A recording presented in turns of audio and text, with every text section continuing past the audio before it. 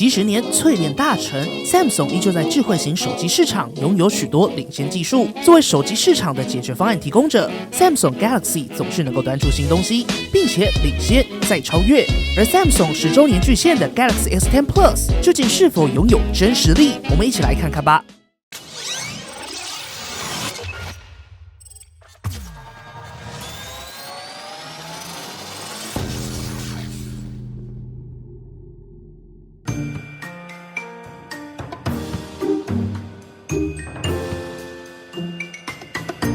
这次帮你带来的是 Samsung Galaxy S10 系列最高阶 Galaxy 10 Plus 作为评测机台，包装设计上依旧可以看到，三星在材质选用上还是相当用心。正面的 S10 Plus logo 更会随着不同角度变化，跟机台相互呼应。配件上一样是给好给满，包括闪电快充铝充组、AKG 耳机以及 OTG 转接头。而在配件颜色上，则会根据机台颜色有黑白两个版本。说明书巧妙地藏在上盖里，用2指就能拉出，一样随附有保护套。这次送的是透明硬壳，内部拥有微小凸点，能够避免彩虹波纹状况出现。机身正面则是已经贴上保护贴，打开就能立即使用。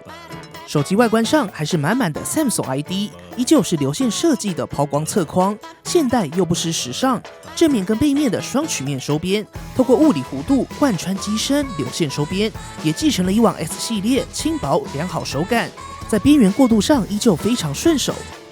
正面萤幕采用新一代的康宁大猩猩第6代玻璃，在耐用性上也有更好的表现。邦尼这次选择的眩光绿，在室内环境中偏向湖水绿，但在日光底下的色彩上，则是会随着不同角度，在绿色跟水蓝色间有不同的光影变化，在各种场景中也有不同的流光溢彩。机身配置上，顶部有麦克风、隐藏天线以及3选2卡槽，支援双卡双4G 或单卡加最高512GB 的 Micro SD 扩充卡槽。右侧一样有隐藏天线以及电源按键，左侧则是隐藏天线、电源按钮以及 Bixby 按键。而最棒的是，这次可以自由设定 Bixby 键的功能，可以设定成按2下启动 Bixby， 或是按1下开启指定的 APP。除了防止误触，更拥有更多可能。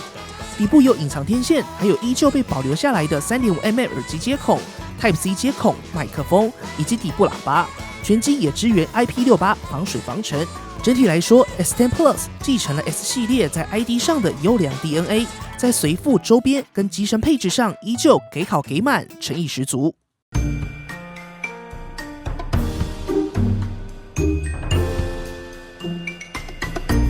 接下来就是三星主场中的主场 ，Galaxy S10 Plus 一样采用欧极线全萤幕，搭载全新的6.4寸 QHD Plus 19:9 Dynamic AMOLED， 并且支援 HDR10 Plus 显示，像素密度则是达到522 ppi。显示性能上，萤幕亮度峰值再提高到1200尼特，基本上可以胜任任何日常场景。色彩显示上，对比度来到200万比1，并且支援100% DCI P3 色域范围外，经过指标性显示器测试网站 DisplayMate 测试，色准也再次突破，色差只有 0.4 JNCD。如果用实际体验来说，1440p 的内容再搭配 HDR 显示效果， Galaxy S10 Plus 这块显示器跟市面上任何一款手机都能够有非常大的区别。这只是邦尼到目前为止看过最惊艳的一块显示器，不论是显色、明暗细节的宽容度、亮度表现都非常惊艳，非常推荐大家到实体店面体验哦。这次为了把更多时间留给 S10 Plus 的完整内容，关于欧极线全萤幕的测试，非常推荐大家点击右上角资讯卡，观看先前邦尼推出的 A8S 深度评测。针对欧极线的一切，邦尼在那集交代的相当清楚啦。而除了这一次惊艳的显示器外，邦尼最喜欢的是全新的蓝光滤光器。相比以往的绿蓝光功能， S10 Plus 受益于 Dynamic AMOLED 萤幕内的战核异元素，能够在维持萤幕色彩前提下，将蓝光有效降低 42%， 并且通过 iComfort 护眼认证，甚至邦尼有一天开启了一整天蓝光滤光功能都没察觉。在我们这几天的使用下，邦尼其实觉得可以把它常驻开启，也能降低双眼负担，更舒服一些。而在音效体验上，支援的 Dolby Atmos 基本上邦尼推荐大家可以开启。外放上，邦尼则是带来 S10 Plus 跟 Note 9对比测试，我们就先来听听看吧。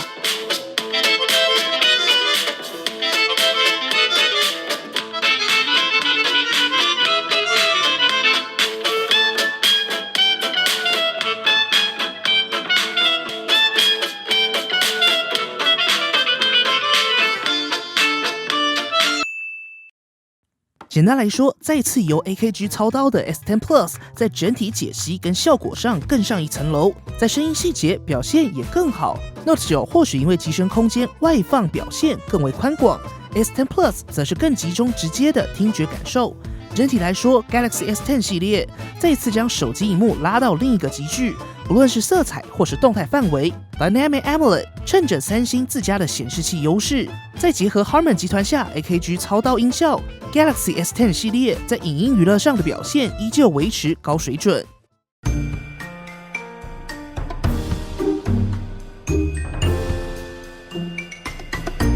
Samsung Galaxy S10 系列继续挑战手机界的单眼，在天生规格上也是给好给满，搭载3镜头，分别是 f2.4 1200万画素2倍光学变焦镜头，采用相位对焦，支援 OIS， 中间则是 1.4mm f1.5、f2.4 智慧双光圈，1200万画素77度广角镜头，采用 Super Speed Dual Pixel 快速对焦，一样支援 OIS。最后则是 f2.2 1600万画素123度超广角镜头。除此之外 Galaxy S10 也支援30种的智慧场景辨识，可以透过 NPU 即时运算判断画面场景，并且给予更适合的相机参数调整。如果是不擅长构图的使用者， S10 也有蛮贴心的拍摄建议功能，打开之后只要根据系统推荐的构图，稍微移动手机镜头对准白色圆圈，等它变成黄色后，按下拍照键就可以得到最佳构图。那我们直接来看样张。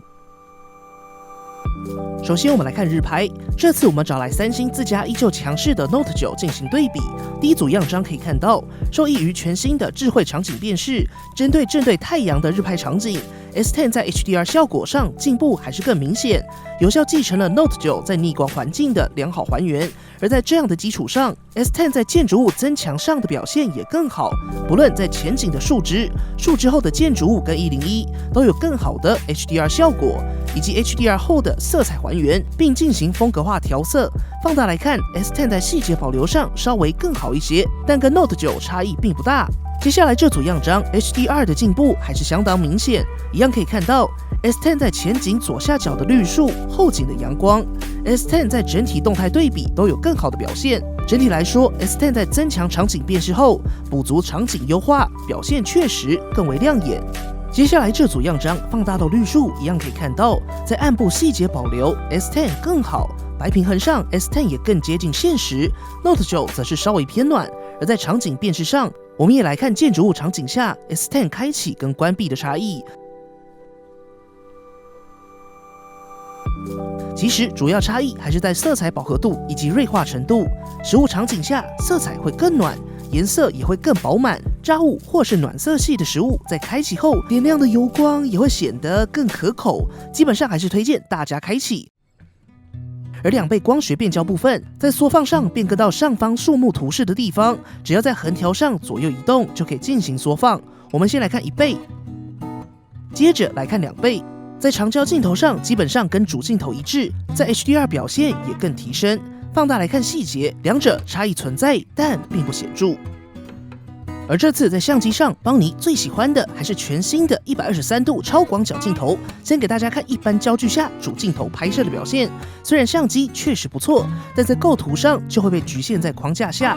接着我们来看超广角镜头，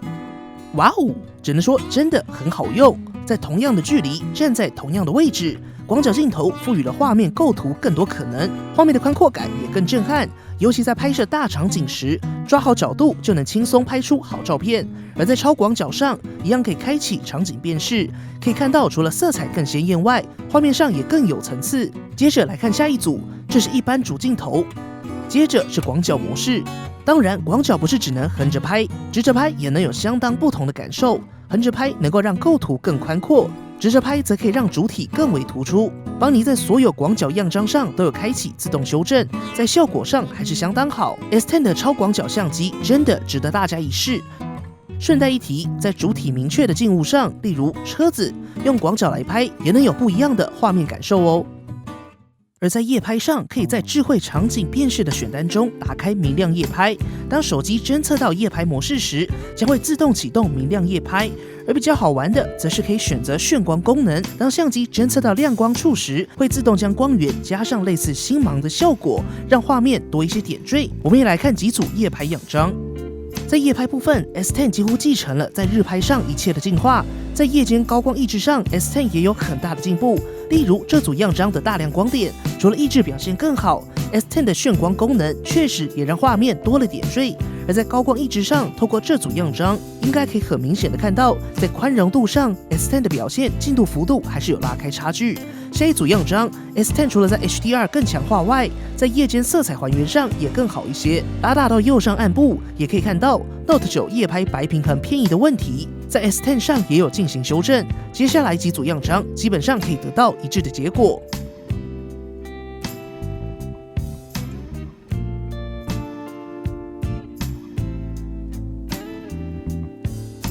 而超广角到了夜间一样可以玩，邦尼也提供以下几组样张供大家参考。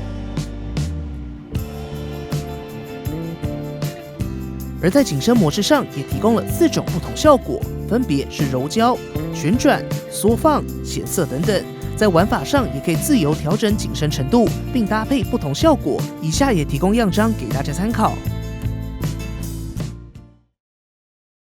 而在录影上也是这次 Galaxy S10 Plus 的一大亮点，除了导入 4K HDR 10 Plus 的录影外，更支援超稳定防手震录影，在录影功能上也更强化。如果长期观看邦尼评测的观众，应该对 4K HDR 录影不陌生。HDR 10 Plus 是一种能够还原当下色彩、画面明暗细节，跟录制更高动态范围的影像技术。简单来说，能够让暗部细节保留更完整，让亮部更有效的抑制并保留，让画面的色彩能够更正确的被记录跟还原。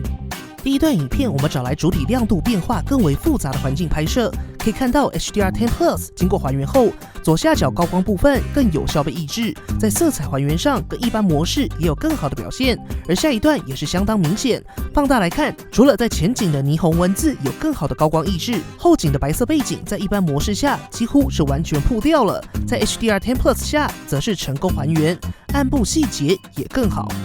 不过值得一提的是，目前三星在实验室中提到，可以在媒体浏览器将 HDR 转换成 SDR 的功能似乎尚未开放。在 S10 上看，当然可以看到最完整的影像内容，但在分享 4K HDR 10 Plus 的影片时，如果不是原档或是萤幕不支援 HDR 显示的话，就会得到淡淡的影像。等一下！就在我们制作的同时，三星已经发出了 HDR 转 SDR 的更新，所以立刻到 Galaxy Store 更新后，在分享时就会自动转换，算是相当直觉。至于录影防手震部分，我们带来2段测试。首先是 4K 30 FPS 手持走路防手震，基本上 S10 跟 Note 9差异并不大，都可以轻松应付。接着我们进行慢跑测试，两者都设定在1080 30 FPS。S10 开启 Super Steady 防手震，可以看到前半段加速，其实差异已经出来了，但 Note 9还是稍微撑得住。如果还是感受不够，那我们再跑快一点，直接跑起来。接下来的画面，邦尼只能说有够给他扯的。透过我们摄影机，其实可以看到微信跑的真的很快了。右边的 Note 9基本上是目前大部分手机的状况，但 S10 的 Super Steady 真的有扯到。总结来说 ，S10 的 Super Steady 超稳定防手震，采用超广角镜头进行1080p 30 FPS 截取。透过刚刚的影片，应该可以看到效果真的相当变态，即使认真跑起来，还是有相当不错的稳定效果。而在自拍上，则是搭载 f1.9 1000万画素自拍镜头，支援 Dual Pixel 对焦，以及 f2.2 800万画素 RGB 景深运算镜头。这边也提供大家一个小技巧，如果单手自拍按不到快门，没有关系，这时只要把白色圈圈从下面往上拉，就可以出现第2个快门，放到容易点的位置啦。以下也提供几组样张供大家参考。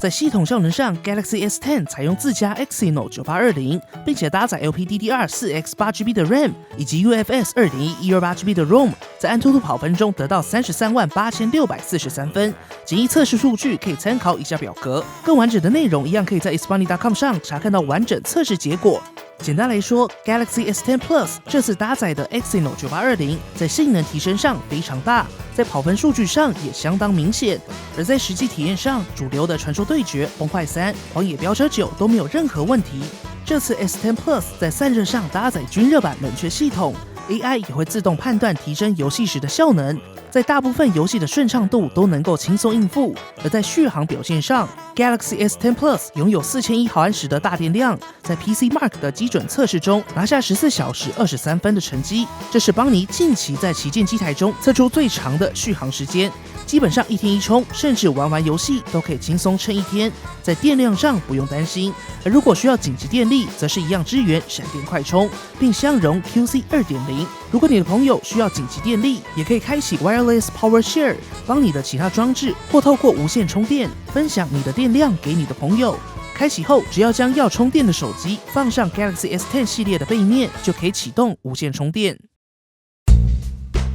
而在生物特征辨识上，三星也推出了自家首款声波萤幕下指纹辨识。跟先前光感指纹辨识不同的地方是，声波萤幕下指纹辨识是 3D 测绘，而光感则是 2D 图像。除了安全性更高外，三星的声波萤幕下指纹辨识能够支援在萤幕油油的或手湿湿的状况下进行解锁。透过我们的实测画面，即使是手直接沾水再解锁，还是碰一下就会解锁。针对会流手汗的使用者来说非常受用，而在使用上采用触碰萤幕触发声波膜，所以只要轻轻或是稍微轻点摸萤幕，不需要非常大力按压，按压后造成指纹变形，反而无法成功解锁。在邦尼的体验当中 ，S10 Plus 的萤幕上指纹辨识率其实相当高，几乎是碰一下就能辨识成功，但动画则是让过程慢了不少，期待后续可以再有细微修正。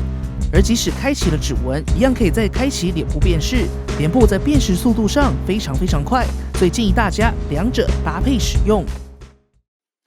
而 Bixby 智慧助理虽然依旧只有简体中文，但一样可以进行语音操控。除此之外，全新的 Bixby Routines 则是可以根据不同场景，例如就寝前自动打开静音，开启蓝光滤光器，萤幕亮度调整成 40%， 并开启夜间模式。而睡觉后如果忘记把手机充电， Bixby 也会自动帮你关闭蓝牙、Wi-Fi、Always on Display 等等耗电项目，让你明天起床还有一点紧急电力，可以先出门再充电，一切都是自动化，只要设定好 Bixby 就会照着你的节奏跟你一起生活。